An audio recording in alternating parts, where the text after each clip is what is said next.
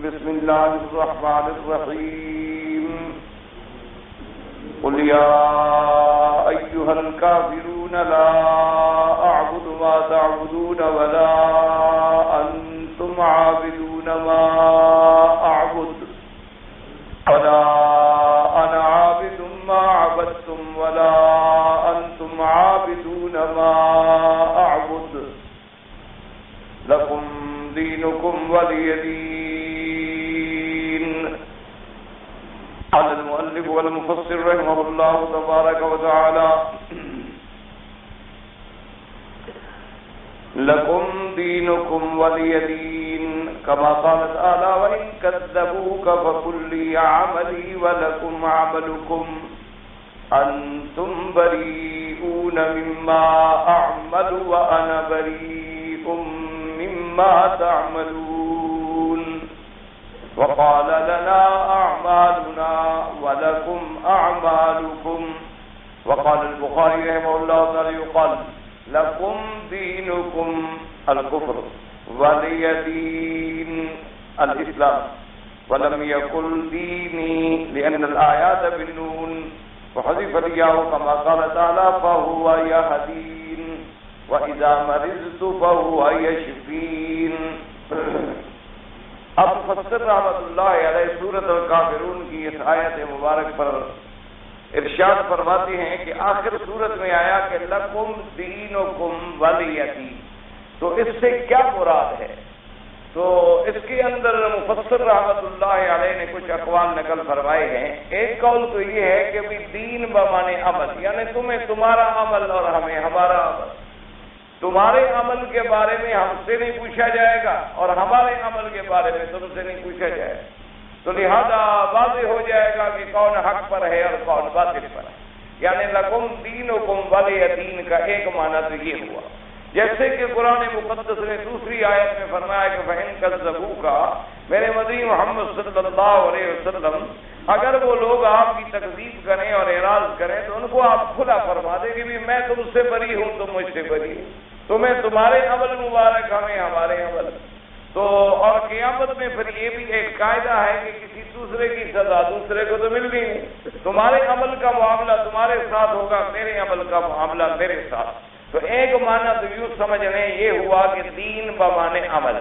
یعنی جو کچھ وہ کر رہے ہیں اعمال کر سر انجام دے رہے ہیں، دین سے مراد یہ ہو۔ اور دوسرا مفسرین کرام نے فرمایا کہ امام بخاری رحمۃ اللہ علیہ نے فرمایا کہ دین بمانے دین ہے۔ کیا معنی؟ لکم دینکم، تمہارے لیے کفر، تم کفر پہ ہو، والے یا دین، اور میرے لیے دین کیا ہے؟ اسلام۔ تو تمہیں تمہارا کفر جو ہے وہ کافی اور ہمیں ہمارا اسلام جو ہے مبارک۔ تو اس لیے انہوں نے فرمایا کہ یہاں دین جو ہے بمانے دین ہے، دین جو ہے جیسے ان الدین عند اللہ الاسلام، تو اس لیے انہوں نے فرمایا کہ تمہارا دین جو ہے وہ کفر ہے اور ہمارا دین جو ہے وہ اسلام ہے۔ اچھا، اور ساتھ یہ بھی مفسر رحمۃ اللہ علیہ نے فرما دیا کہ لکم دینکم ولی دین، اصل میں عبارت ہوتی ہے ولی دینی، تو یا جو ہے یہاں حذف کر دی جاتی ہے، چونکہ قاعدہ ہے کہ جب نون آئے تو وہاں یا جو ہے گرا دی جاتی ہے۔ جیسے آیا یہ دین، جیسے وَإِذَا مَرِضْتُ فَهُوَ يَشْفِينِ، تو یشفین کے اندر بھی چونکہ نون دیا ہوتا ہے یشفینی، یہدینی، اور اسی طرح جیسے تھا لکم دینکم ولی دینی، لیکن فہو بھی فدیا ہو یا حذف کر دی گئی، تو اب اس کو پڑھا گیا لکم دینکم ولی دین۔ تو مفسر رحمۃ اللہ علیہ نے اس پر جو ہے اقوال مبارک جو ہے اپنا ذکر فرما دی۔ اور خلاصہ درس میں جیسے آپ سن چکے ہیں، ایک بعض مفسرین رحمہ اللہ تعالی علیہ یہ بھی فرماتے ہیں کہ دین بمانے جزا ہے، جیسے کہ مالک یوم الدین، یوم الدین جو ہے یوم الجزا ہے، یا جیسے محاورات عرب میں کہتے ہیں کما تدین تدان، کہ بھی جیسا تم کرو گے ویسا بھرو گے، جیسا تم ہمارے ساتھ معاملہ کرو گے اسی قسم کا تمہارے ساتھ معاملہ کیا جائے۔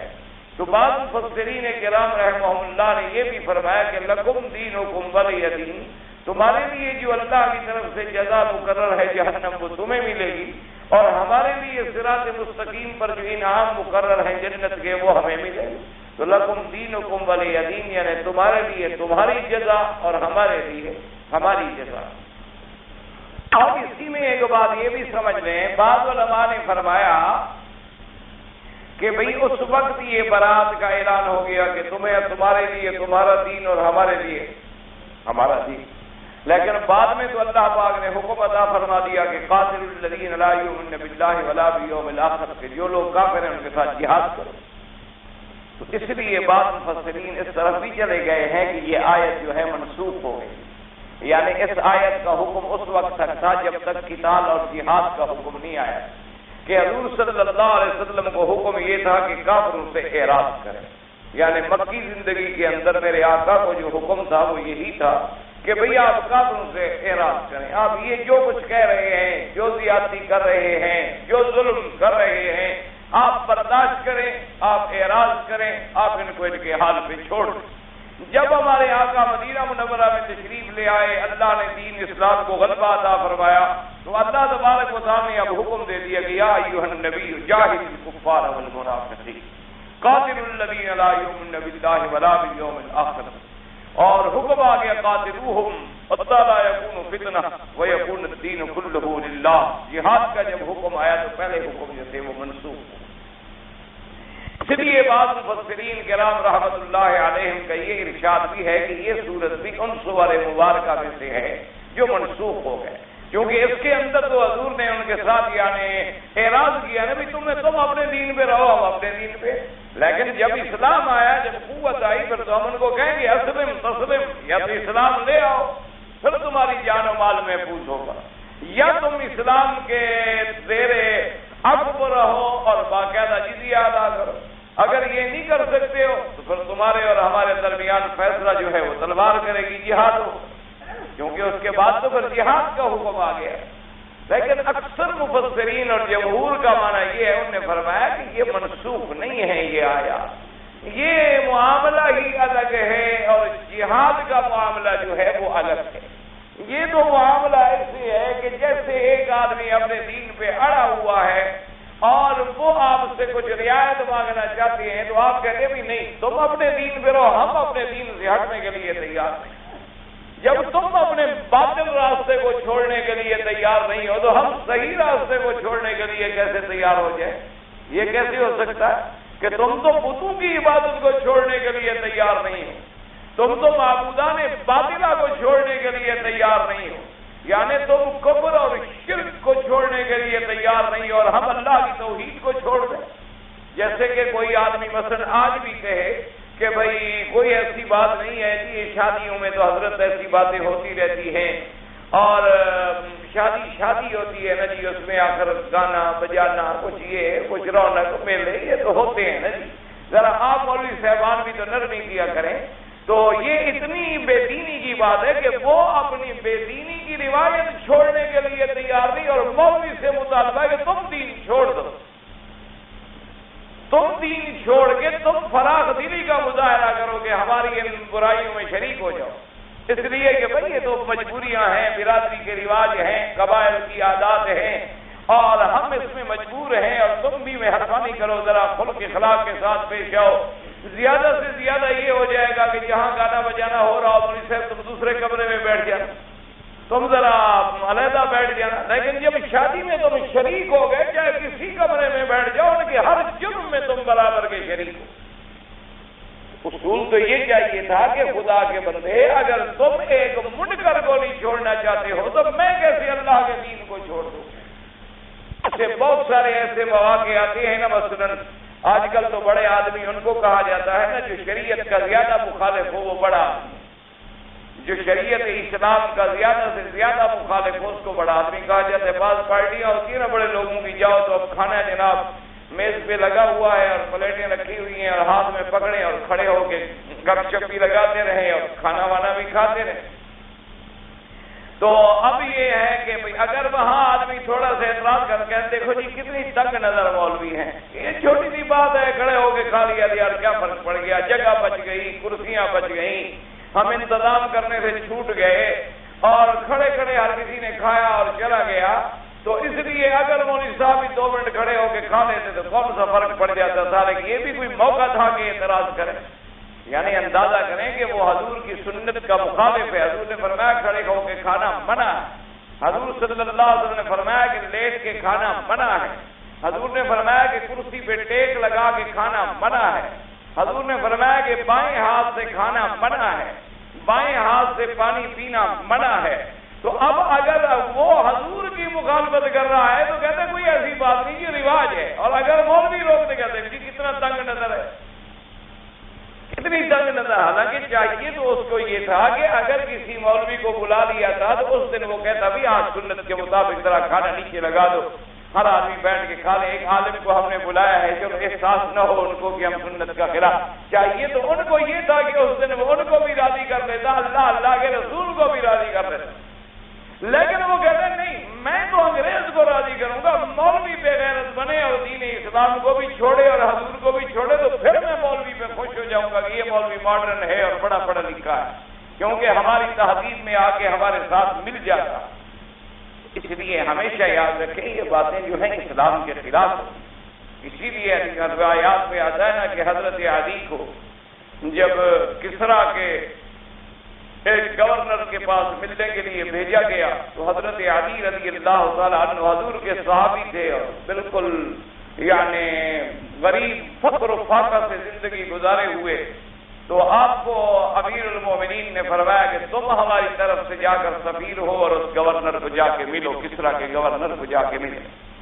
تو انہوں نے جناب یہ انتظام کیا کہ بھئی گورنر صاحب کے لیے کہ بھئی اتنا خیمے لگائے بڑے مرصع اور منقش اور راستے میں قالینیں بچھا دیں،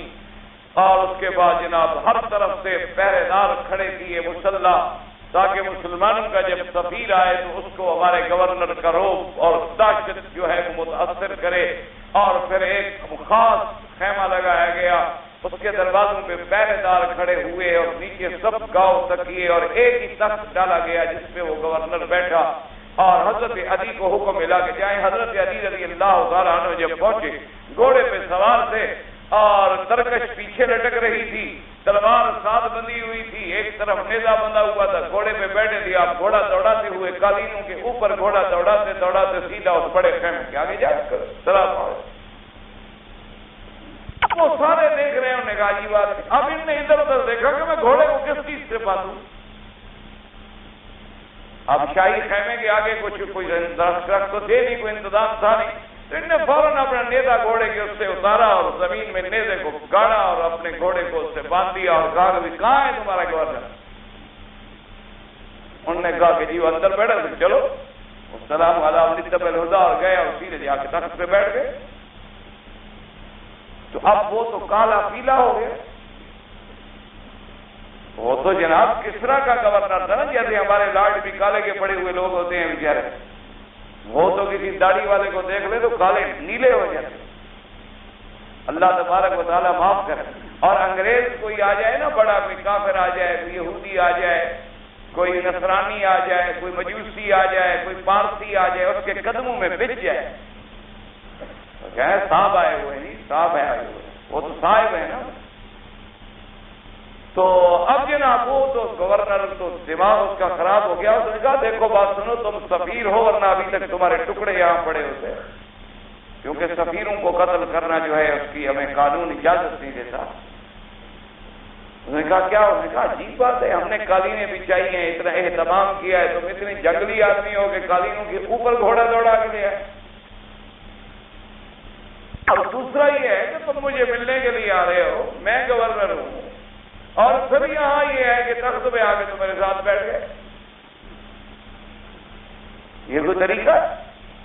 تمہیں تو آداب محفل بھی نہیں آتے، تم تو پروٹوکول سے بھی آشنا نہیں ہو، کس نے تمہیں سفیر بنا کے بھیجا ہے؟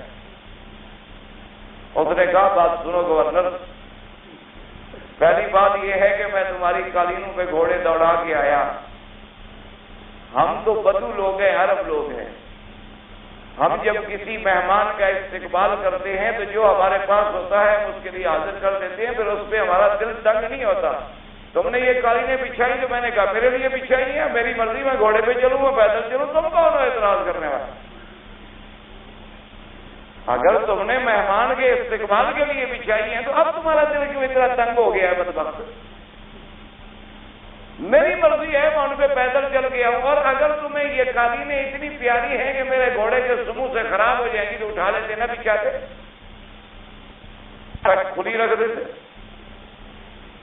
باقی رہ گئی بات کہ میں تخت پہ تمہارے ساتھ آگے بیٹھ گیا، ہمیں تو اللہ کے نبی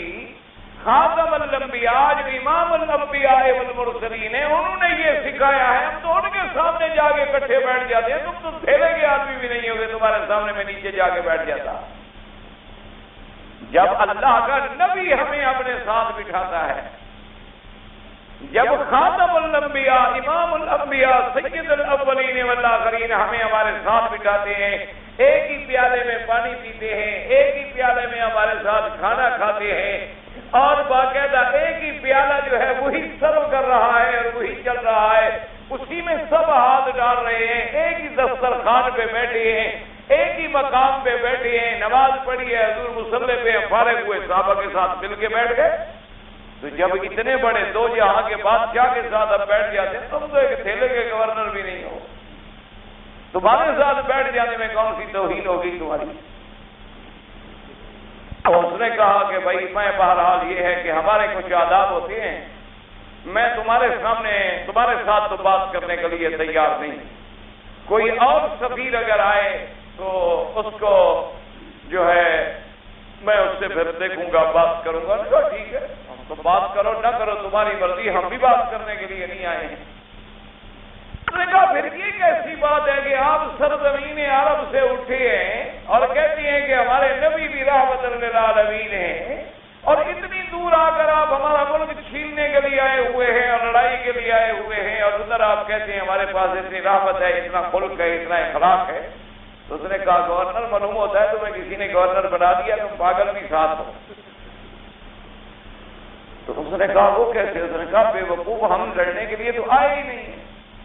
ہم تو اللہ کے دین کا پیغام پہنچانے کے لیے تمہارے پاس ہیں کہ کلمہ پڑھ لو اور جہنم سے بچ جاؤ۔ یہ سارے خیمے خیمے یہ قالینیں عارضی نعمتیں ہیں، ہم تمہیں اصلی نعمت جنت میں لے جانا چاہتے ہیں، ہم تم سے تمہارا ملک تو چھیننے آئے نہیں، تم تو بے وقوف ہو، ہم تو تمہیں دین اسلام کی دعوت دینے کے لیے آئے ہیں، اگر تم دین اسلام قبول نہ کرو، جنت کے بجائے جہنم میں گرو، تو پھر ہمارے پاس کیا علاج ہے؟ پھر ہم تمہارا ڈنڈے سے علاج کریں گے۔ تو ہم تو لڑنے کے لیے نہیں آئے، ہم تو چھیننے کے لیے نہیں آئے، ہم تو دین اسلام کے پیغام بر ہیں اور پوری دنیا میں پہنچانے کے لیے آئے۔ اگر وہ دین قبول کر لو، اسلم تسلم، ہمارے بھائی بن جاؤ، کلمہ پڑھ لو، تم ہمارے بھائی ہو، ہم تمہارے بھائی ہیں۔ اور اگر یہ بھی نہیں کر سکتے ہو، تم کچھ دیر مذہبی اسلام کو سوچنا چاہتے ہو، پھر ہماری اطاعت قبول کر لو، ہم تمہاری جان مال آبرو کی حفاظت کریں گے۔ اور اگر یہ بھی نہیں کرنا چاہتے ہو تو اب اور تو باقی کوئی راستہ تم نے نہیں چھوڑا، تم نے ہمیں بند گلی میں کھڑا کر دیا، تو اب لازمی بات ہے کہ ہم لڑیں گے، ہم تو لڑنے کے لیے نہیں آئے، ہم تو تمہیں الٹا چاہے ایمانی اور دنیا کی بادشاہ بنانے کے لیے آئے ہیں کہ اگر تمہاری سمجھ میں نہیں آتی بات تو رہتا بات۔ اور اس کے بعد اس نے اپنے سپاہیوں سے کہا کہ سفیر کو لے جاؤ اور ہمارے علاقے کے جو حدود ہیں وہاں تک ان کو پہنچا کے خیریت کے ساتھ پھرا، اور ساتھ اشارہ کر دیا کہ جب حدود گزر جائے تو اس کو قتل کرو، کیونکہ حدود کے اندر میں ماروں گا تو پھر سفیر، یہ اسلام کا آخر مسلمانوں کا سفیر ہے، اس کا میرے اوپر جرم آئے گا۔ تو جب وہ چلنے لگے تو حضرت علی نے فرمایا کہ گورنر ایک بات اور بھی سن لو۔ اس نے کہا کیا بات؟ اس نے کہا تم نے یہ سمجھا ہوگا کہ شاید میں تمہاری بات نہیں سمجھ سکا، میں نے سمجھ لیا ہے کہ تم نے ان کو حکم دیا ہے کہ حدود پار کرنے کے بعد یہ مجھے قتل کر دیں، حدود تک میں بھی ان کو کچھ نہیں کہتا، اس کے بعد جو اللہ کی مرضی ہوگی، یا ان کی لاشیں تمہیں پہنچے گی یا میں قتل ہو جاؤں گا، میں بھی تیار، لیکن میں بھی غداری نہیں کروں گا اس وقت تک جب تک تیرے حدود سے نہ نکلے۔ تو جب حضرت حدود سے نکلے، ابھی وہ تلوار نکال رہے تھے کہ حضرت علی والی تلوار دونوں کو قتل کر کے پھینک اور چلے گئے۔ اس کے بعد گورنر نے کہا اس قوم سے لڑائی نہیں لڑی جاتی، ہم ان سے نہیں مقابلہ کرتے۔ اس لیے ہمیشہ یاد رکھیں کہ بھئی ایک طریقہ ہے، ایک دین ہے۔ تو اللہ تبارک و تعالیٰ نے فرمایا میرا بندے یہ تو کھلا اعلان ہے کہ تم اپنے طریقے پر، ہم اپنے طریقے پر، تم اپنے راستے پر، ہم اپنے راستے پر، تم کفر کے راستے پر، ہم اسلام کے راستے پر، تم ظلمات اور اندھیروں کے راستے پر، ہم نور ایمان کے راستے پر۔ تو لکم دینکم ولی، انہوں نے فرمایا یہ منسوخ نہیں ہے، یہ چیز اپنی جگہ ہے۔ جہاد کا حکم جو ہے وہ اپنی جگہ ہے، اس کے احکام اپنی جگہ ہے، اس کے احکام جو ہیں وہ اپنی جگہ ہے۔ تو اس لیے مفسر رحمۃ اللہ علیہ فرماتے ہیں اچھا اب یہ آ گیا تھا باقی بات کہ لا اعبد ما تعبدون، اس کو بھی سمجھ لو کہ اللہ کے قرآن میں 2 دفعہ آ گیا کہ لا اعبد ما تعبدون ولا انتم عابدون ما اعبد، ایک دفعہ ولا انا عابد ما عبدتم ولا انتم عابدون ما اعبد، 2 دفعہ آیا۔ 2 دفعہ کیوں آیا؟ اس لیے علماء نے فرمایا ایک مراد تو یہ ہے کہ تمہارا معبود الگ، میرا معبود الگ۔ تم معبود سمجھتے ہو بتوں کو اور میں معبود مانتا ہوں اللہ وحدہ لا شریک کو۔ اور دوسری بات یہ ہے کہ تمہارا طریقہ عبادت بھی الگ اور میرا طریقہ عبادت بھی الگ۔ تم غیروں کی قربانی کرتے ہو، بتوں پہ چڑھاوے چڑھاتے ہو، اور میں اللہ کے نام پہ ذبح کرتا ہوں۔ تم غیروں کے آگے جھکتے ہو، میں خدا کے آگے جھکتا ہوں۔ تم بتوں کو سجدے کرتے ہو، میں اپنے رب العالمین کے دربار میں سجدہ ریز ہوتا ہوں۔ تو تمہارا معبود بھی علیحدہ، میرا معبود بھی علیحدہ، تمہارا طریقہ عبادت بھی علیحدہ، میرا طریقہ عبادت بھی علیحدہ۔ تو پھر سلو ہو تو کیسے؟ ایک ترجمہ یہ ہو، اور دوسرا ترجمہ علماء نے فرمایا کہ ایک ترجمہ یہ بھی ہے کہ لا اعبد ما تعبدون، یعنی اب اس حال میں جس حال میں ہم موجود ہیں اس وقت بھی میں عبادت نہیں کروں گا اس کی جس کی تم عبادت کرتے ہو، اور نہ تم عبادت کرو گے اس پروردگار کی جس کی میں عبادت کرتا ہوں۔ ولا انا عابد، اور نہ آئندہ، یہ نہیں کہ میں کل پرسوں پتہ نہیں سوچ کے پھر تمہاری بات مان لوں، نہ میں اب بھی توحید پہ ہوں اور آئندہ بھی توحید پہ رہوں گا۔ میں اب بھی موحد ہوں، آئندہ بھی موحد رہوں گا۔ اور تمہارا بھی عالم یہ ہے کہ جب تم کتنے پکے ہو چکے ہو بتوں کی عبادت میں کہ مجھے بلانے کے لیے آئے ہو، تو معلوم یہ ہوتا ہے کہ تم بھی آئندہ نہیں چھوڑو گے عبادت ان بتوں کی جن کی تم اب عبادت کر رہے ہو۔ یعنی ایک آیت کا تعلق حال کے ساتھ ہے اور ایک آیت کا تعلق جو ہے وہ استقبال کے ساتھ ہے۔ تو لہذا قرآن مقدس میں تکرار بھی نہ ہوا اور دونوں آیتوں کے احکام بھی الگ ہو گئے۔ اس لیے فرماتی ہیں لا اعبد ما تعبدون الان، یعنی اب الان میں اشارہ کر دیا، ولا اجیبکم فیما بقی من عمری، اور نہ میں آئندہ مستقبل کے اندر جب تک میں زندہ ہوں میں کبھی تمہاری اس بات کا قائل نہیں ہو سکتا۔ ولا انتم عابدون ما اعبد وهم الذين قال تعالى وليزيدن كثيرا منهم ما انزل اليك من ربك طغيانا وكفرا۔ اللہ نے فرمایا میرا نبی صلی اللہ علیہ وسلم جو ہم نے قرآن آپ کی طرف اتارا ہے ان کافر تو اور زیادہ دشمنی میں، ظلم اور کفر میں بڑھتے جائیں گے۔ انتہا ما ذکر وقال نقل جريرا فاتحا العربیہ ان ذلك من باب التأکید۔ اب مفسر رحمۃ اللہ علیہ فرماتی ہے کہ مفسر ابن جریر رحمۃ اللہ علیہ نے یہ بھی فرمایا ہے کہ تاکید کے لیے بھی کبھی کلام جو ہے دوبارہ کہی جاتی ہے کلام کو مؤکد کرنے کے لیے، جیسے اللہ نے فرمایا فإن مع العسر يسرا، ان مع العسر يسرا، اور جیسے فرمایا لترون الجحیم ثم لترونها عین الیقین۔ تو کلام کو جب مؤکد کیا جاتا ہے تو وہاں بھی 2 دفعہ کہا جاتا ہے، جیسے آتے ہیں علم علم، جیسے آتے ہیں اجل اجل، جیسے ہوتے القے القے، جیسے یہاں پر میں ان بعد، یہاں بھی لا اعبد ما تعبدون، پھر کہا بلا انا عابد، تو تاکید کے لیے۔ اس لیے مفسر رحمۃ اللہ علیہ فرماتے ہیں نقل عن ابن جریر رحمۃ اللہ علیہ، مفسر ابن جریر نے بعض اہل عربیہ کا یہ قول بھی نقل کیا ہے، اہل لغت کا اور اہل زبان عرب کا، کہ بھئی کبھی کبھی دوبارہ کلام جو ہے کلام مؤکد اس لیے کی جاتی ہے تاکہ تاکید ہو جائے۔ وہاں کا بعض کا ابن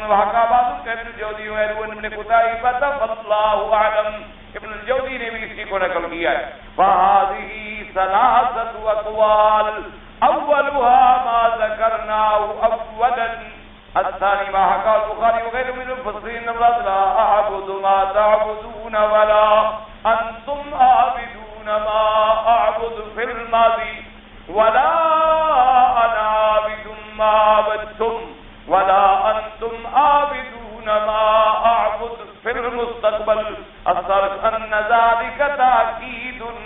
محض کہ یہ تاکید کے لیے ہے وسمى قول الرابع ابن عباس بن تيمية رحمه الله تعالى في بعض كتبه وهو أن المراد بقوله لا أعبد ما تعبدون في فعل لأنها جملة فعلية ولا أنا عابد ما عبدتم نفي قبول ذلك بالكلية لأن النفي بالجملة الاسمية لآخر فكان له نفي الفعل وكان مقابلا لذلك وعلى نفي الوقوع ونفي الإمكان الشرعي أيضا فهو قول حسن أيضا والله أعلم اب مفسر رحمت اللہ علیہ فرماتی ہیں کہ ایک چوتھا قول ہے جو شیخ الاسلام ابن تیمیہ رحمت اللہ علیہ نے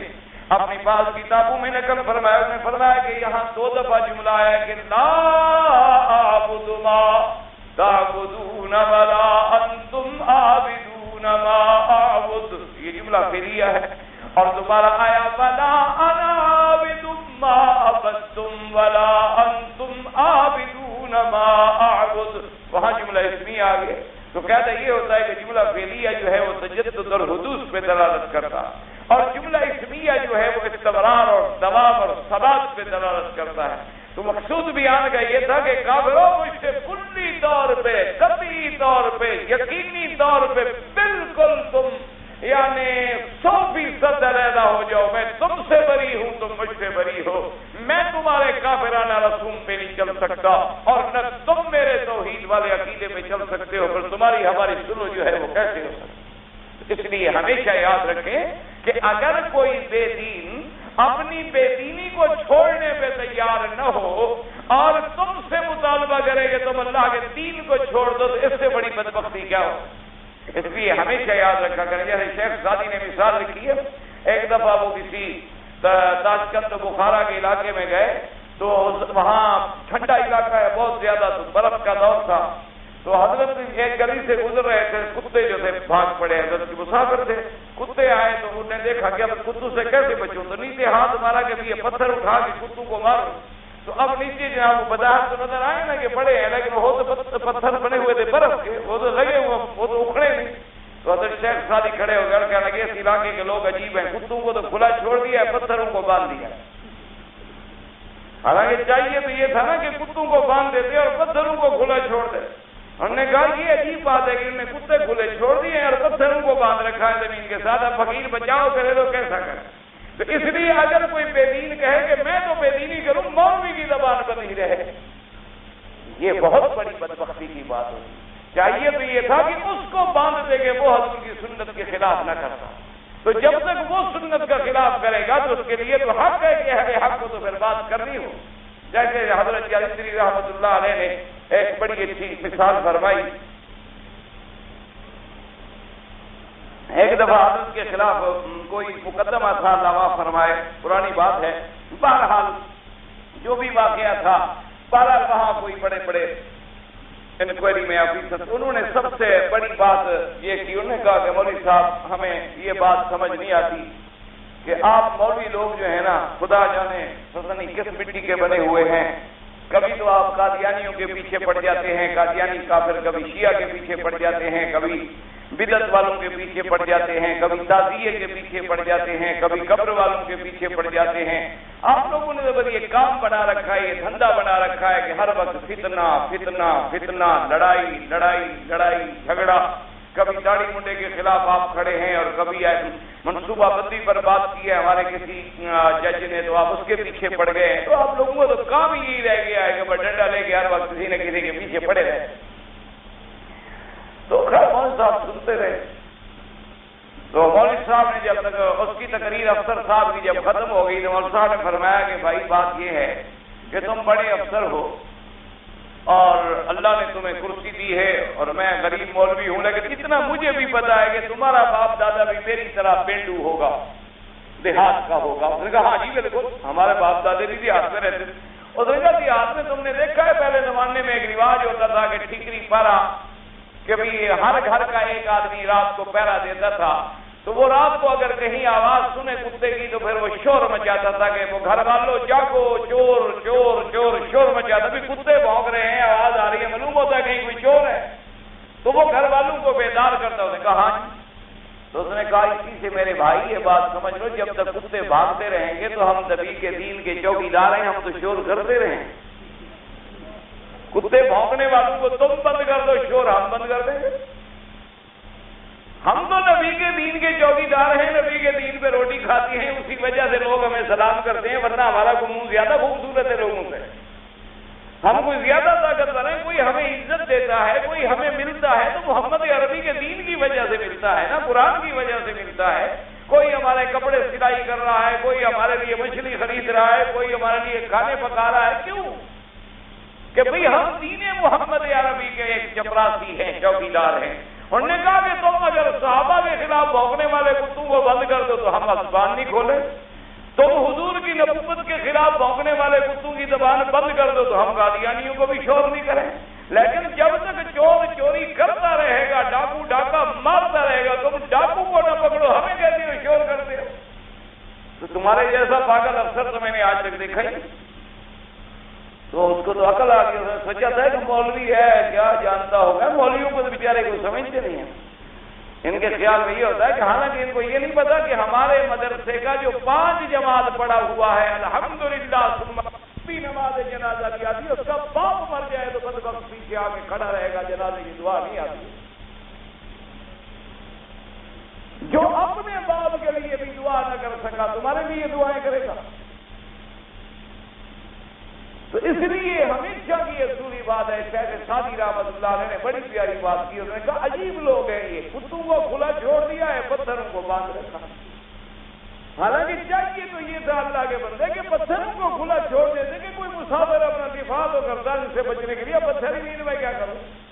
اس لیے ہمیشہ یاد رکھیں کہ جب بے دینی کی کوئی مجلس ہو تو آپ قطعی طور پر لچک کا مظاہرہ نہ کیا کریں، اگر آپ لچک کریں گے بے دینی پھیلے گی، بدعت پھیلے گی، منکرات پھیلیں گے، شرک پھیلے گا، کفر پھیلے گا، اگر آپ کھڑے ہو کے ڈٹ جائیں گے، ایک دفعہ آپ پہ اعتراض ہوگا، 2 دفعہ اعتراض ہوگا، 4 آدمی آپ کو گالیاں دیں گے، لیکن ایک بندہ ضرور سوچے گا کہ یہ کوئی ہے تو دین محمد کا متوالا، کہ اس کو حضور کی سنت کے خلاف برداشت نہیں، اس کو اپنے پیارے نبی کا طریقہ پیارا تھا، وہ بیچارہ کھڑا ہو گیا۔ کوئی آدمی تمہاری آواز میں آواز ضرور ملائے گا، پھر 2 ہوئے، پھر 3 ہو گئے، پھر 4 ہو گئے، اسی طرح تو پھر دین بنتا ہے، اسی طرح تو پھر بات بنتی ہے اور بات پھیلتی ہے۔ اس لیے فرمایا اللہ نے میرے مدنی آپ کھلا اعلان کر دیں گے لکم دینکم ولی دین کے تمہارا طریقہ الگ ہے پھر۔ تو اب امام ابن تیمیہ رحمۃ اللہ علیہ شیخ الاسلام نے فرمایا کہ یہ اتنی مؤکد تاکید ہے کہ پہلے جملہ فعلیہ لایا گیا، پھر جملہ اسمیہ لایا گیا، تاکہ بالکل لیا یہ فیصلہ ہو جائے کہ مشرکین کے ساتھ ہمارا گزارا جو ہے اس کے چلنے کا سوال ہی پیدا نہیں ہوتا۔ اس لیے فرماتے ہیں کہ اب یہ یقینی بات ہو گئی کہ ومانا نفی الوقوع، کہ واقع بھی نہیں ہوگا اور امکان شریعی نہیں کہ میں کفر کے ساتھ مصالحت کر سکوں۔ مفسر رحمۃ اللہ علیہ فرماتے ہیں کہ یہ قول بھی بڑا پیارا ہے ماشاءاللہ۔ وقد استدل الامام ابو عبد الله الشافعي رحمه الله تعالى وغيره بهذه الآية الكريمة لكم دينكم ولي دين على أن الكفر ملة واحدة وفرسله من النصارى وبالعكس إذا كان بينهما نسب وسبب يتوارث به لأن الأديان باءت الإسلام كلها كالشيء الواحد في البطلان۔ اسی آیت سے امام شافعی رحمۃ اللہ علیہ، اب دیکھو امام شافعی نے کیسے مسئلہ نکالا، اللہ ان اماموں کی قبر سے کروڑوں رحمت کے فرمائے۔ اس سمندر میں غوطہ خور لوگ ہیں، جو آدمی کبھی سمندر میں داخل ہی نہ ہوا اس کو کیا پتا کہ موتی کیسے ملتے، اسے تو پتہ ہی نہیں ہوتا نا بیچارے۔ امام شافعی نے فرمایا، اللہ نے فرمایا لکم دینکم ولی دین، تو اسلام علیحدہ دین اور باقی کفر علیحدہ دین، تو جتنے کافر ہو گئے ایک دین ہوا، چاہے وہ یہودی ہو، نصرانی ہو، مجوسی ہو، ہندو ہو، سکھ ہو، قادیانی ہو، سب کافر ہیں۔ تو اب جب ان کا کفر ایک ہوا تو کافر کا کافر رشتہ دار مر جائے تو ایک دوسرے کے وارث بنے گے۔ مثلا یہودی ہے اور نصرانی ہے، ان میں اگر آپس میں رشتہ ہے وہ اس کا وارث بنے گا، اس کا وارث بنے گا، کیوں؟ ان کا ملت ایک ہے۔ لیکن مسلمان ان کا نہیں بنے گا، وہ مسلمان کے نہیں بنیں گے، کیونکہ وہ دین الگ ہے اور اسلام دین الگ ہے، اس لیے انہوں نے فرمایا کہ اس آیت سے یہ بات بھی واضح ہو گئی کہ جتنے ادیان باطلہ ہیں، جتنے ادیان کافرہ ہیں، ان لوگ جتنے کے جتنے ہیں، الکفر ملت واحدہ، کفر سب جو ہے، چاہے مشرق میں ہو، مغرب میں ہو، شمال میں ہو، جنوب میں ہو، یہودی کے رنگ میں ہو، نصرانی کے رنگ میں ہو، قادیانی کے رنگ میں ہو، کفر جس رنگ میں بھی ہو، کفر کفر ہوتا ہے۔ اس لیے انہوں نے فرمایا کہ یہ مسئلہ نکل آیا، البتہ مسلمان کافر کا وارث نہیں بنے گا اور کافر مسلمان کا وارث نہیں بنے گا۔ فذهب احمد بن حنبل رحمه الله تعالى فانوا بلال بن ابي النصارى من اليهود باللفظ لحديث عمرو بن شعيب النبي الجدي قال قال رسول الله صلى الله عليه وسلم ملتين شتى، لیکن امام احمد بن حنبل رحمۃ اللہ علیہ فرماتے ہیں کہ نہ، یہودی نصرانی کا وارث نہیں بنے گا، نصرانی یہودی کا وارث نہیں بنے گا۔ وہ کہتے ہیں کفر میں تو ایک ہے، لیکن ملت علیحدہ علیحدہ ہے، یہودیت علیحدہ ہے، نصرانیت علیحدہ۔ اگر ایک ہوتے تو ایک دوسرے کو کافر نہ کہتے۔ اور ایک حدیث پاک میں آ گیا کہ لا یتوارث اہل ملتین شیء، کہ دو ملتوں والے ایک دوسرے کے وارث نہیں بن سکیں گے۔ لیکن امام شافعی رحمۃ اللہ علیہ نے اسی آیت سے استدلال کیا، اور امام احمد بن حنبل رحمۃ اللہ علیہ نے اس حدیث مبارک سے استدلال کیا۔ قد تقدم ان آتات ربع القرآن واذا زلزلت تعدل ربع القرآن۔ اب رحمۃ اللہ علیہ فرماتے ہیں، آپ یہ پڑھ چکے ہیں کہ سورۃ الکافرون پڑھنے کا ثواب اتنا ہے جیسے چوتھا حصہ قرآن کا پڑھ لیا۔ اسی طرح سورۃ اذا زلزلت کا بھی بڑا ثواب آیا۔ وقال النسائی قرأ محمد بن اسماعیل ابراہیم قال قرأ جابر بن ابي حاوى قرأ احمد بن سليمان قال حدثنا جابر بن عون قال حدثنا ابو لميس بن المجيد بن سهيل عبد الله بن عبد الله بن قال لي ابن عباس يا ابن عتبة تعلم آخر سورة من القرآن نزلت قلت نعم إذا جاء نصر الله والفتح قال صدقت۔ اب خود رحمت اللہ علیہ فرماتی ہیں کہ حدیث میں آیا کہ عبداللہ ابن عتبہ انہوں نے کہا کہ قال لی ابن عباس، حضرت ابن عباس رضی اللہ تعالیٰ نے فرمایا کہ یا ابن عتبہ، اے عتبہ کے بیٹے، تمہیں پتا ہے کہ قرآن کے اندر آخری سورت جو ہے کون سی نازل ہوئی ہے؟ میں نے کہا کہ ہاں، اذا جاء نصر اللہ والفتح ورأیت الناس۔ انہوں نے فرمایا تم نے سچ کہا۔ وروى الحافظان ابو بکر البزار والبیہقی من حدیث موسیٰ بن عبیدۃ البریلی ان صدقۃ بن یسار ان ابن عمر رضی اللہ تعالی عنہما قال انزلت هذه السورة اذا جاء نصر اللہ والفتح ورأیت الناس۔ اب حضرت رحمۃ اللہ علیہ سورۃ النصر کے فضائل میں بیان فرما رہے ہیں، کیونکہ سورۃ الکافرون کے بعد جو ہے وہ سورۃ النصر ہے، تو سورۃ الکافرون کا نام سورۃ الکافرون بھی ہے، اور اس سورت کا نام سورۃ البراءۃ من الشرک بھی ہے۔ اللہ تبارک و تعالی آپ کو بھی اور ہمیں بھی کفر اور شرک سے ہمیشہ کے لیے برات نصیب فرما دے، اور تمام مسلمانوں کا خاتمہ ایمان پہ فرما دے۔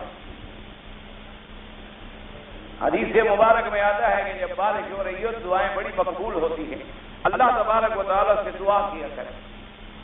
اور اسی طرح جب بارش آئے تو دعا مانگا کریں کہ یا اللہ یہ بارش تیری رحمت کی ہو، عذاب کی نہ ہو، جو حضور پاک نے ہمیں سکھلایا ہے کہ اللہم سقیا رحمت لا سقیا عذاب۔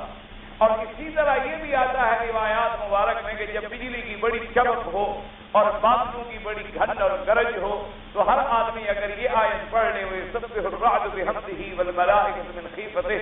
اگر اس آیت مبارک کو 3 دفعہ پڑھ لے تو اللہ تبارک و تعالیٰ اس کو بجلی کے اس کے نقصانات سے ہمیشہ محفوظ رکھتے ہیں۔ جو قرآن حدیث میں آیت ہے یسبح الرعد بحمدہ والملائکۃ من خیفتہ، یہ بس اتنی آیت مبارک جو ہے اس کو 3 دفعہ پڑھ لے تو اللہ تبارک و تعالیٰ اس کو محفوظ فرماتے ہیں۔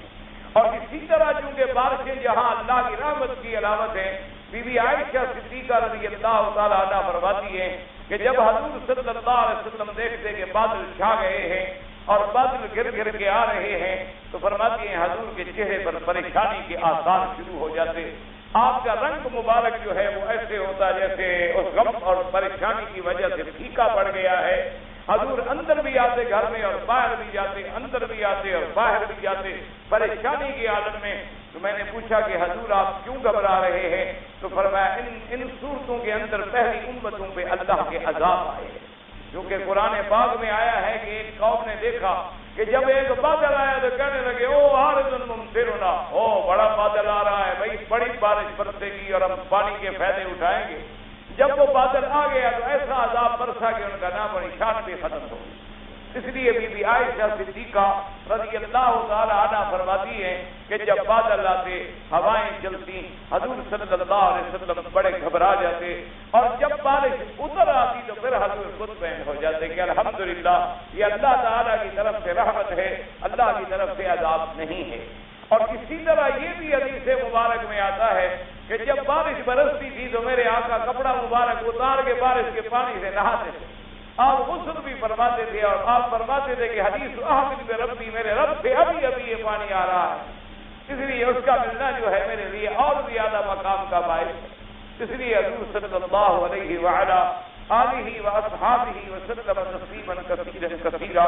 اور اسی کے ساتھ ایک مسئلہ یہ بھی یاد رکھیں، حضور نے فرمایا کہ جب بارش ہوتی ہے تو بعض لوگ جو ہیں وہ کافر ہو جاتے ہیں، اور بعض لوگ جو ہیں ان کا ایمان زیادہ ہو جاتا ہے۔ تو صحابہ نے پوچھا حضور کافر کیسے ہو جاتے ہیں؟ تو آپ نے فرمایا کہ جو یہ عقیدہ رکھتے ہیں کہ مطرنا بنوء قضا و قضا،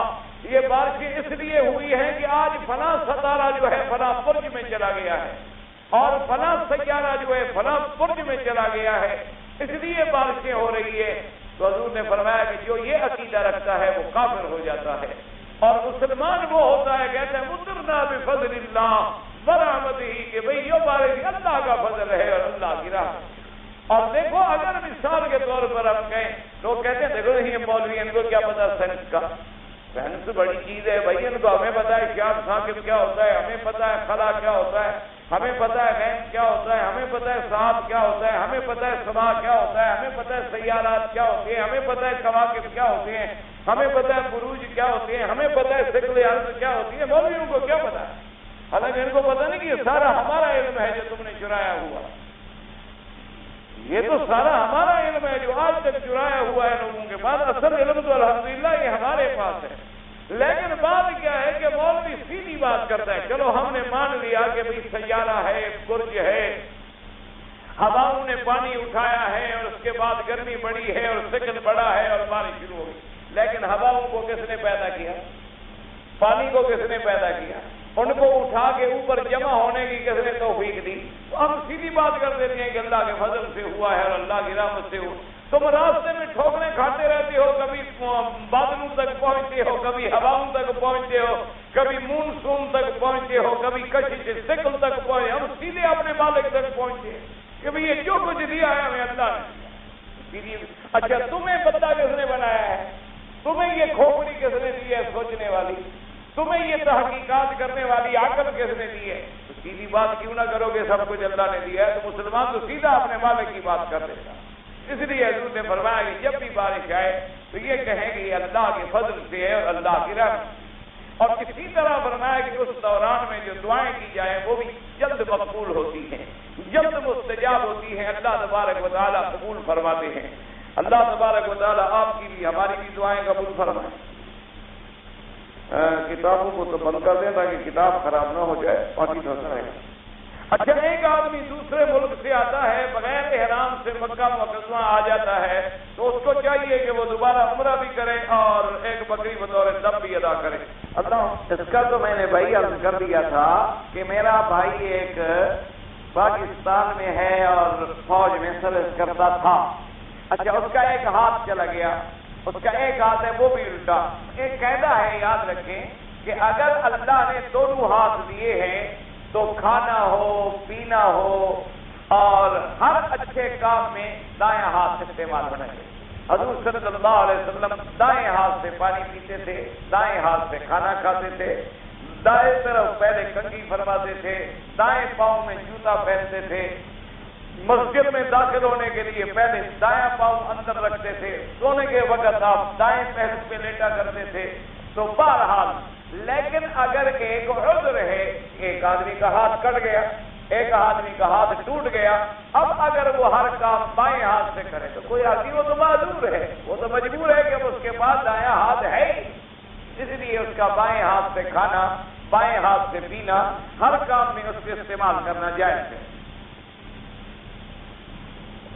اگر اس کو پینشن ملتی ہے اور اس سے اس کے بچے ہیں ماشاءاللہ چھوٹے چھوٹے، اور کیا وہ زکوٰۃ لے سکتا ہے؟ بالکل زکوٰۃ لے سکتا ہے۔ ایک اصولی بات یاد کہ مثلا ایک آدمی کی 5,000 تنخواہ ہے، لیکن اس کے بیوی بچے اور خرچہ اتنا ہے کہ 5,000 کے بعد بھی اس کے پاس کچھ نہیں بچتا، تو یہ نہیں کہیں گے ہم کہ 5,000 چونکہ تنخواہ ہے نکال دیا، اس کا بچتا کچھ نہیں۔ 5,000 اگر تنخواہ ہے لیکن بیوی ہے، بچے ہیں، مکان ہے، کرایہ ہے، کپڑا ہے، سال ہے، اسی طرح اگر 1,000 تنخواہ ہے لیکن اس کو پوری نہیں ہوتی، وہ محتاج ہے، بالکل زکات کا حقدار ہے۔ اور پھر تو بھائی کو زکات دے سکتا ہے۔ صرف زکات جو ہے باپ کے لیے نہیں ہوتی، باپ بیٹے کو نہ دے اور بیٹا باپ کو نہ دے، کیونکہ باپ پر اولاد کا خرچہ واجب ہے۔ اگر اولاد چھوٹی ہے تو باپ نے ان پر خود بخود خرچ کرنا ہے، جب ان کا خرچہ تمہارے ذمے ہے تو زکات کا کیا معنی؟ اور اسی طرح اگر باپ غریب ہے اور اولاد امیر ہو گئی تو اولاد کے ذمے ہے کہ باپ کا خرچ برداشت کریں، ان کے ذمے شرعاً لازم ہے، بلکہ پوری جائیداد اگر چاہے تو باپ لے سکتا ہے۔ انت و مالک لابیک کا، اس لیے باپ اور بیٹے کے لیے نہیں ہوتی، باقی بھائی ہے، بہن ہے اور رشتے دار ہیں، ان کو زکات دینی چاہیے، اور ان کو زکات دینے میں زیادہ ثواب ہے۔ آت ذی القربى حقہ والمسکین، اللہ نے فرمایا کہ وہاں جو ہے جو تمہارے ذوی القربیٰ ہیں، جو تمہارے رشتے دار ہیں، ان کو جب تم خیرات دیتے ہو تو 2 ثواب ہوتے ہیں، ایک خیرات کرنے کا اور ایک صلہ رحمی کرنے کا ثواب، اور دوسرا یہ ہے کہ تمہاری زکات صحیح جگہ پہ خرچ ہوتی ہے، کیونکہ تمہیں پتہ ہے کہ میرا بھائی ہے، میرا بھتیجا ہے، میرا چاچا ہے، میرا عزیز ہے اور غریب ہے، اس کا تو تمہیں پورا پتہ ہے نا، گھریلو حالات کا بھی، ماحول کا بھی، اخراجات کا بھی۔ اور ایک آدمی ہے مثلاً بظاہر تمہارے سامنے ہاتھ بھی باندھا ہوا ہے اور بھیک مانگ رہا ہے اور گھر میں اس کے 1,000 ریال پڑے، ایسے آدمی کو زکات دینے کا کیا فائدہ؟ تو لہٰذا تم اپنے بھائی کی زکات سے مدد کرو اور ضرور اس کی امداد کرنی چاہیے ایسے آدمی کی۔ کہتے ہیں کہ اگر ہم اس کو زکات دیں وہ ناراض ہو جائے، نہ بتائیں، آپ دل میں نیت کر لیں، اس کو نہ بتائیں، کوئی ضروری ہے کہ آپ اس کو سنوا کر دیں کہ یہ زکات لو، تم اپنے دل میں نیت کر لو، باقی اس کو دینے میں، اس کی مدد کرنے میں آپ اس کو پیسے بھی دے سکتے ہیں، آپ مثلا راشن خرید کر کے زکات سے بھی دے سکتے ہیں، آپ اس کے بچوں کے لیے کپڑا خرید کر کے بھی دے سکتے ہیں، اور بتانے کی بھی کوئی ضرورت ہے۔ خواہ وہ بیچارہ دل میں محسوس کرے کہ دیکھو میں جب کماتا تھا تو ٹھیک تھا، اب میں آپ معذور ہو گیا ہوں تو مجھے زکات دینے کے لیے بھائی آتے، تو نہ بتائیں آپ تو کوئی بات۔ میری بیوی پاکستان سے احرام باندھ کر جب جدے پہنچی تو میرے بھائی سے اس نے گلے ملی، تو آپ کے بھائی سے گلے کیوں ملی؟ بیوی تمہاری ہے، بدبخت ملتی تمہارے بھائی کو ہے۔ عجیب آدمی ہے، اتنا بے غیرت آدمی کو کیا مسئلہ بتلایا جائے کہ بیوی تمہاری ہے، تمہارے بھائی کو گلے مل رہی ہے۔ انا للہ و انا، توبہ بھی کرے، استغفار بھی کرے، اور ایسے بھائی کو تو کبھی دیکھنے کی اجازت، تمہارے بھائی کا کیا تعلق ہے؟ حضور بات سے پوچھا گیا کہ یا رسول اللہ دیور اگر گھر میں، آپ نے فرمایا دیور تو موت ہوتا ہے، آپ نے فرمایا سب سے بڑی بربادی تو وہی دیور ہوتے ہیں جو ہر وقت گھر میں آتے ہیں جاتے ہیں، کوئی روک بھی نہیں سکتا، اس سے تو شرعاً پردہ ہے، یہ جائے کہ گلے میں سے۔ انا للہ و انا الیہ راجعون، توبہ کریں، استغفار کریں، آئندہ ایسے بھائی کو بھی گھر میں نہ، اچھا بھائی ہے تمہارا بھائی ہے، ملتا تمہاری بیوی کو، تمہیں بھی کبھی گلے لگا کے ملا ہے جب آئے ہو، اور وہ احرام میں ہے، بدبختی کا کیا کرے گا۔ انا للہ و انا الیہ راجعون۔ کہتا ہے میری بیوی بہت قسمیں کھاتی ہے دن میں اور پھر توڑ دیتی ہے، تو ان کا کیا ہوگا؟ بہرحال توبہ کرے، استغفار کرے، اور یہ جو گھر میں ہوتا ہے نا عام طور پہ آدمی کہتے ہیں لا واللہ بلا واللہ، یہ قسم ہوتی ہے، قسم وہ ہوتی ہے جو عزم اور جزم کے ساتھ کسی کام پہ کھائی جائے۔ یہ عورتوں کی قسمیں تو دن میں 1,00,000 قسم ہوتی ہے، عورتوں کو جھوٹی قسمیں اور جھوٹے آنسو بہانا ہی آتا ہے، اور آتا کیا ہے؟ 2 ہی تو ان کے پاس فن ہے جو مردوں کو غلام بنانے کے لیے استعمال ہوتے ہیں۔ آخر قرآن نے کہا ہے کہ ان کید الشیطان کان ضعیفا، کہ شیطان کا مکر کمزور ہے، اور عورتوں کا مکر فرمایا ان کید کن عظیم، کہ عورتوں کا مکر بڑا، وہ تو شیطان سے بھی بڑھ جاتا ہے ان کا مکر، اور سب سے بڑا مکر جو ہے ان کا یہی تو ہوتا ہے عورت نے آنسو بہائے اور حضرت ختم، بس انا للہ و انا الیہ راجعون ہو گئے۔ انہوں نے کہا او رو رہی ہے بیگم، بے غم جو رونا شروع کر دے، غم والا تو روئے نا، کہ ہو بھی بے غم اور پھر آنسو بھی بہا ڈالے، تو بس شوہر تو سمجھو بس لمبا پڑ گیا، ختم ہو گیا بیچارہ، اس کی ساری شیخی میخی ختم ہو جائے۔ اسلام میں انسان کی یا گاڑی کی انشورنس نہیں کرانی چاہیے، جس وقت تک یہ انشورنس کمپنیاں نہیں تھی اس وقت تک کس نے حفاظت کی ہماری؟ تو اب اللہ نے حفاظت چھوڑ دی ہے ہماری. اللہ پہ بھروسہ رکھو، یہ نقصان مقدر ہے، اس کو نہ انشورنس ڈال سکتی ہے نہ دنیا کی کوئی طاقت ڈال سکتی. اللہ کا بات جی. اگر ہم یورپ کے ملکوں میں جائیں تو وہاں جو ہوٹلوں میں کھانا ملتا ہے، بہرحال وہ کھانا جو ہے وہ حلال نہیں ہوتا. بہر صورت آپ اگر مسلمان ہیں الحمدللہ تو آپ کوشش کریں کہ آپ خود اپنے ہاتھوں سے کوئی چیز خریدیں یا کسی مسلمان ہوٹل سے چیز خریدیں، چاہے آپ سبزی بھی ان کی لیں لیکن انہی برتنوں میں جس میں وہ خنزیر پکاتے ہیں اسی میں ہی آپ کو پکا کے دیں گے، اور وہی چمچ استعمال کریں گے اور وہی باورچی ہوں گے اور وہی چیزیں ہوں گی. اس لیے بہرحال ایسے ملکوں میں آدمی جتنی کوشش کر سکتا ہے بچنے کی اپنی طرف سے ہر ممکن کوشش کرے، یعنی چپس پہ گزارا کرے، مچھلی پہ گزارا کرے، اسی طرح دہی وغیرہ ایسی چیزیں جو ہے فروٹ پھل جوس ان چیزوں پہ گزارا کر لے، اپنے آپ کو حرام سے بچانے کی پوری کوشش کرے. ہاں اگر کافروں کا برتن ہے، برتنوں میں کھانا ہمیں جائز ہے، لیکن ان برتنوں کو دھو کے صاف کر دیں تو پھر آپ کھا سکتے ہیں، کیونکہ کیا پتا ہے کہ اس سے پہلے انہوں نے اس کو کوئی ایسی چیز استعمال کی ہو. تو لہذا اگر برتن ہندو کا بھی ہو، کافر کا بھی ہو، کسی کا بھی ہو، اس کا استعمال ہو سکتا ہے بشرطے کہ اسے آپ دھو ڈالیں اور صاف کر لیں اور اس کو پاک کر لیں. اگر کوئی کافروں سے تحفہ لے کوئی حرج نہیں، تحفہ آپ ان کو دے بھی سکتے ہیں، تحفہ لے بھی سکتے ہیں تاکہ تعلقات بڑھیں اور آپ پھر ان کو دین کی تبلیغ کریں. جہاں تک شادی کا تعلق ہے، اگر مسلمان لڑکی نہ ملے اور بندے کو زنا کا خوف ہو تو پھر اہل کتاب کی لڑکی سے شادی کر سکتا ہے، لیکن اگر مسلمان لڑکی ملتی ہو تو پھر کیا وجہ ہے کہ خامخواہ اہل کتاب کی لڑکیوں سے شادی کرے؟ مسلمان لڑکی اگر نہ ملے، حالات ایسے پیدا ہو جائیں کہ وہاں مسلمان لڑکی نہیں مل رہی اور بامیوں کا تو زمانہ ہی ختم ہو گیا، نہ جہاد رہا نہ خریدے نہیں، تو اب بھی کیا کریں؟ تو اہل کتاب لڑکی سے نکاح کرنا جائز ہے. یعنی اہل کتاب سے مراد ہے یہودی یا نصرانی. اگر ایک آدمی بد مذہب کے پاس نوکری کرتا ہے، کوشش کرے کہ اچھے مذہب والوں کے پاس نوکری کرے. اگر مجبوری ہے تو جائز ہے، کافروں کے پاس بھی ملازمت ہو سکتی ہے، کوئی ایسی بات نہیں. اگر وہ غلط عقیدہ رکھتے ہیں تو رکھتے رہیں، آپ اپنے عقیدے کو مضبوط رکھیں.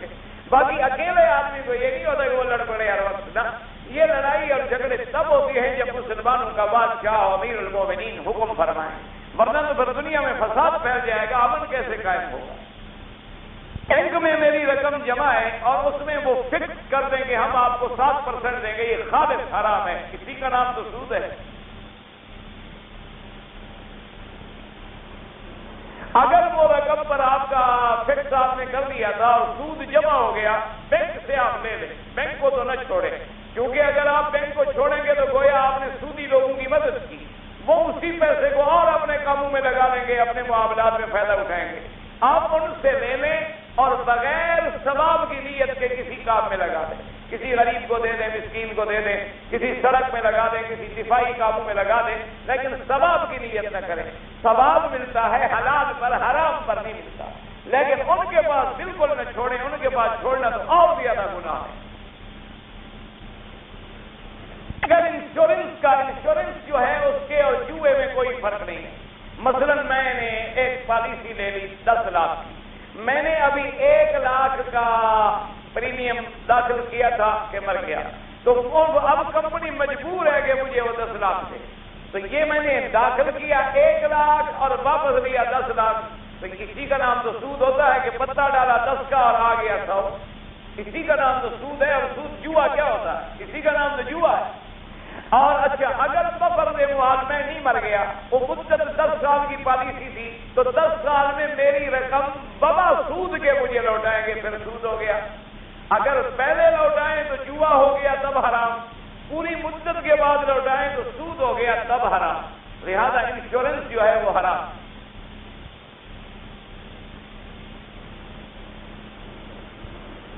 کہتے ہیں کہ حضور پاک جبل نور میں جب ذکر فرماتے تھے، آپ کے بدن مبارک سے پسینہ آیا اور مکھی شہد کی پیدا ہوئی ہے، نوش کیا. بالکل جھوٹی بات ہے، یہ کسی نے گھڑا ہے. ایک آدمی میں درس میں حاضر نہیں ہوا، بیماری ہے، دعا فرمائے اللہ ہر بیمار کو شفا، اللہ تمام بیماروں کو شفا کاملہ عطا فرمائے۔ اگر ایک آدمی فوت ہو گیا اور اس کی میت ابھی اسپتال میں ہو، دفن نہ ہوئی ہو، تو تعزیت کر سکتے ہیں؟ بالکل، مر تو گیا ہے نا، چاہے اسپتال میں ہو چاہے قبر میں ہو، کہیں بھی ہو اللہ کے ہاں تو اب سپرد ہو گیا۔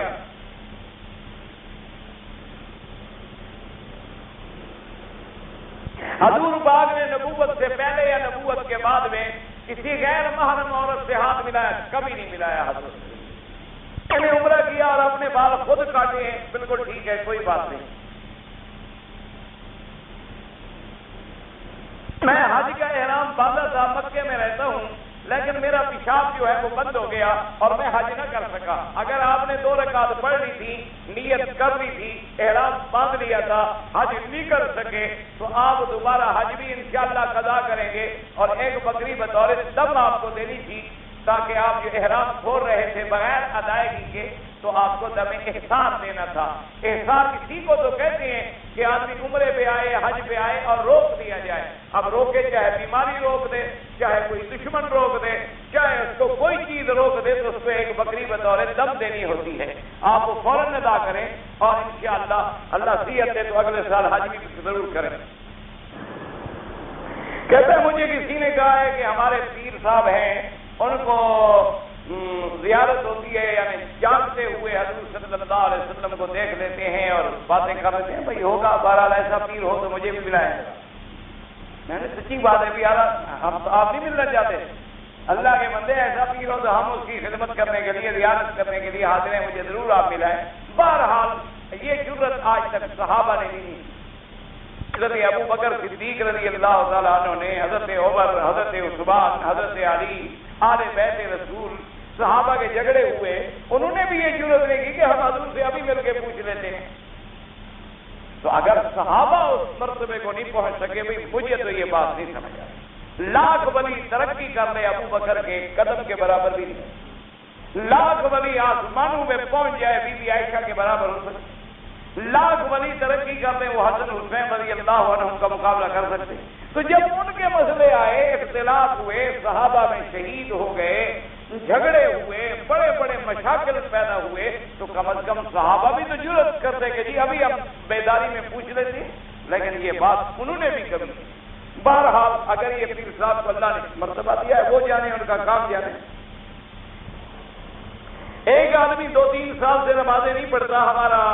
باورچی ہے، ہم اس کے ہاتھ کا پکا ہوا کھانا کھا سکتے ہیں؟ کھانا تو کافر کا بھی کھا سکتے ہیں، کھانا تو اگر یہودی بھی پکا دے تو ہم کھا سکتے ہیں، نصرانی بھی پکا دے تو ہم کھا سکتے ہیں، ہندو بھی پکا دے، برتن صاف ہوں بس۔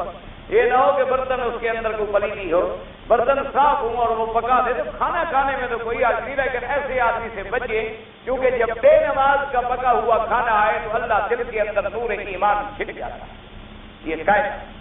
اس لیے علماء نے لکھا ہے کہ اگر گھر میں عورت بغیر وضو کے، بغیر نماز کے کھانا پکاتی ہے تو وہ لوگ جو ہے اللہ معاف کرے ایمان کی حلاوت سے محروم ہو جائے۔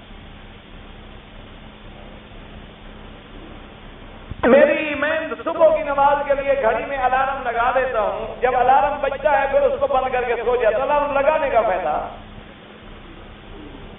نہ لگایا کرو، خام خواہ الارم بجے پھر اٹھتے ہو، پھر اس کو بند کرتے ہو، پھر بھی اسی طرح سو جاتے ہو۔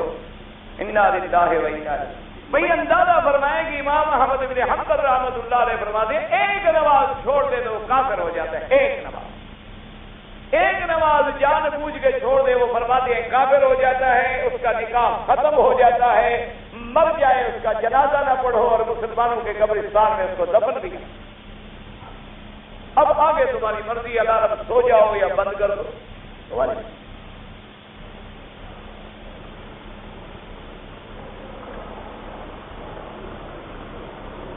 ہم لوگ ایسے ملک میں رہتے ہیں، 10 آدمی ہیں، قرآن ہم نے نادرے پڑھا ہوا ہے اور ان میں کوئی حافظ نہیں ہے۔ اگر کوئی آدمی قرآن دیکھ کر ہم نماز پڑھاتا رہے، جب تک کوئی چھوٹی سی سورت یاد کر لو، اللہ سر ان انسان ابھی خود کتنی دیر لگے گی، جب تک یاد نہ ہو مجبوری سے آپ دیکھ سکتے۔ لیکن افضل یہ ہے کہ قل هو اللہ احد یاد کرنے میں کیا ہے؟ تم جس ملک میں رہتے ہو وہاں کے تمہیں کمپیوٹر کے تو سارے حصے یاد ہوں گے، تمہیں بینک کے سارے کوڈ ورڈز یاد ہوں گے، تمہیں ماشاءاللہ سارے اپنے بینک بیلنس کے نمبر بھی یاد ہوں گے اور باقی جو پڑا ہوا ہے وہ بھی، صرف اللہ کے قرآن کی 3 سطریں یاد نہیں ہوتی. آپ ایک 3 سطر والی سورت یاد کر لیں، وہی پڑھتے رہے، اور جب تک یاد نہیں ہے نماز نہ چھوڑیں، دیکھ کے بھی پڑھ لیں. میں نے قسم کھائی تھی کام نہیں کروں گا، کام کر دیا. بابا اگر قسم توڑ دی ہے کفارہ ادا کرو اور توبہ کرو بس. نماز جب کھڑی ہو، اگر نماز کھڑی ہو، حنفی مسلک میں مقتدی کو فاتحہ نہیں پڑھنی، شافعی مسلک میں پڑھنی ہے، اور حنبلی مسلک میں جو ہے عصر میں ظہر میں جب قرات سنائی نہ دے نہ پڑھے، جب سنائی دے تو نہ پڑھے، اور سنائی نہ دے تو پڑھے. ہمارے اجمیر شریف میں لوگ جاتے ہیں قبروں پہ پھول چڑھاتے ہیں، بالکل ناجائز ہے، بدعت ہے، بالکل ناجائز ہے. والدین کی قبروں پہ پھول چڑھانا بالکل حرام ہے اور ناجائز ہے. اگر قبروں پہ پھول چڑھانا جائز ہوتا، سب سے پہلے میرے مدنی محمد کے روضے پہ پھول چڑھائے جائے. سب سے پہلے صحابہ چڑھاتے حضور صلی اللہ علیہ وسلم کے روضے پر. حضور اپنی زندگی میں سب سے پہلے چڑھاتے محسنہ اسلام سیدہ خدیجہ کی مزار پر، اپنے بیٹوں کی مزار پر، اپنے بیٹیوں کی مزار پر. یہ ہندوؤں کی رسم ہے، اس کا اسلام کے ساتھ کوئی تعلق نہیں. ایک ہمارے یہاں مولوی ہے، عالم ہے، لیکن لباس جو ہے وہ پینٹ سوٹ پہنتا ہے. دعا کرو اللہ اس کو سنت کے مطابق لباس پہننے کی توفیق دے. ویسے پینٹ سوٹ پہننے سے آدمی اللہ معاف کرے کافر نہیں ہو جاتا. اور آج کل چونکہ پینٹ سوٹ مسلمان بھی پہنتے ہیں، وہ تو شابوں والی بات ہی ختم ہو گئی ہے. لیکن کوشش یہ کیا کرے کہ لباس آدمی وہ پہنے جو ہمارے آقا کے زیادہ قریب ہے، حضور پاک کے زیادہ قریب ہے، اسلام کے زیادہ قریب ہے، تاکہ آدمی جس قوم کی شکل بناتا ہے اسی میں اٹھایا جاتا ہے. اس کو ہم کہتے ہیں کہ لباس اچھا کرو، ناراض ہو جائے تو دعا کریں، اس کے لیے دعا کریں. کہنے کی ضرورت نہیں، جب وہ خود مولوی ہے نہیں سمجھتا، تمہارے کہنے سے کیا سمجھے گا. اسی لیے دیکھا نہیں آپ ماشاءاللہ تبلیغ والے بالکل ٹھیک کہتے ہیں. وہ کہتے ہیں مولوی ہو تو کم از کم 6 چیزیں لگائے، پتہ نہیں 9 چلے. عام آدمی 3 کافی. انہوں نے کہا یہ کیا وجہ ہے یار؟ انہوں نے کہا جی مولوی سیدھا نہیں ہوتا نا، 2-3 میں تو سیدھا ہی نہیں ہوتا. اس کے اندر جو ہوتا ہے نا کہ میں مولوی، یہ میں والا جو خناس اندر کھڑا ہے یہ مرتے مرتے وقت رہتا ہے، اور جب تک یہ نہ مرے آدمی ٹھیک نہیں ہوتا. تو اس لیے آپ اس کو کچھ نہ کہیں، اس کے لیے دعا. آپ لوگ اب دعا کیا کریں. آدمی بھی بندے ہوتے ہیں، انسان ہوتے ہیں، ان سے بھی خطائیں ہوتی ہیں، ان کے لیے دعا کیا کریں. ہمارے نماز میں نیت کرتے ہیں، اس نماز کی نیت دل کے اخلاص سے کرتا ہوں. 2 یا 4 رکعت وقت حاضر اس ٹائم پڑھتا ہوں اس امام کے پیچھے، پھر میرا منہ طرف کعبہ شریف. اللہ کو سب بدعت ہے، نجائز. اس کے کہنے کی کوئی ضرورت نہیں. آپ نماز کس کی پڑھتے ہیں؟ اللہ کی. ہمارے جو دل میں بات اللہ جانتا ہے نہیں جانتا؟ کہ جو ہم بولیں گے صرف وہی جانتا ہے،